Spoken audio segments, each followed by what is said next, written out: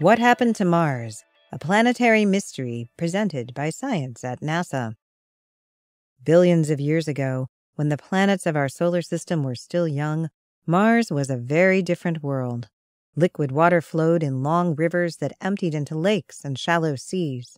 A thick atmosphere blanketed the planet and kept it warm. In this cozy environment, living microbes might have found a home, starting Mars down the path toward becoming a second life-filled planet next door to our own. But that's not how things turned out. Today, Mars is bitter cold and desiccated. The planet's thin, wispy atmosphere provides scant cover for a surface marked by dry riverbeds and empty lakes.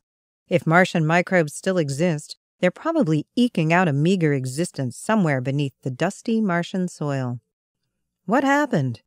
This haunting question has long puzzled scientists. To find the answer, NASA is sending a new orbiter to Mars, called MAVEN. The goal of MAVEN is to figure out what processes were responsible for those changes in Martian climate, says Bruce Chakosky, principal investigator for MAVEN at the University of Colorado at Boulder. Scheduled for launch in November 2013 and due to arrive in September 2014, MAVEN is bristling with instruments to study Mars' upper atmosphere. That's where many researchers believe the answer lies. The only way Mars could have been wet and warm 4 billion years ago is if it also had a thick atmosphere. CO2 in the Martian atmosphere is a greenhouse gas, just as it is in our own atmosphere. A thick blanket of CO2 and other greenhouse gases would have provided the warmer temperatures and greater atmospheric pressure required to keep liquid water from freezing solid or boiling away.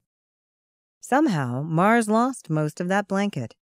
One possibility is the solar wind. Unlike Earth, Mars is not protected by a global magnetic field. Instead, it has magnetic umbrellas scattered around the planet that shelter only part of the atmosphere. Erosion of exposed areas by solar wind might have slowly stripped the atmosphere away over billions of years.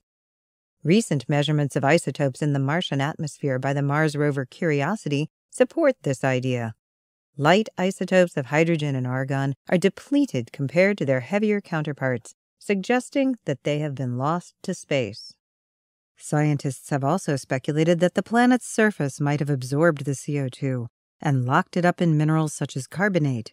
However, while carbonates have been found on the surface, they aren't present in enough abundance to account for an early, thick atmosphere. MAVEN will be the first mission to Mars specifically designed to help scientists understand the ongoing escape of CO2 and other gases into space. The probe will orbit Mars for at least one Earth year. At the elliptical orbit's low point, MAVEN will be 125 kilometers above the surface. Its high point will take it more than 6,000 kilometers out into space.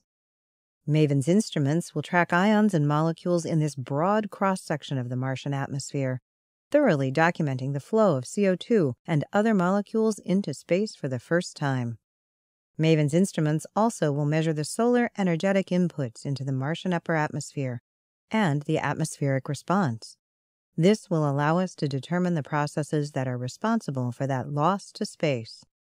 Once Chakosky and his colleagues know how quickly Mars is losing CO2 right now and what might be causing that loss, they can extrapolate backward in time to estimate the total amount lost during the last 4 billion years.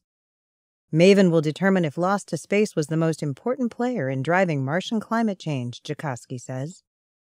In the grand scheme of the solar system, Earth orbits alongside a world that began with as much promise for life as our own, yet turned out so differently. After all these years, MAVEN could write the final chapter in a haunting planetary mystery.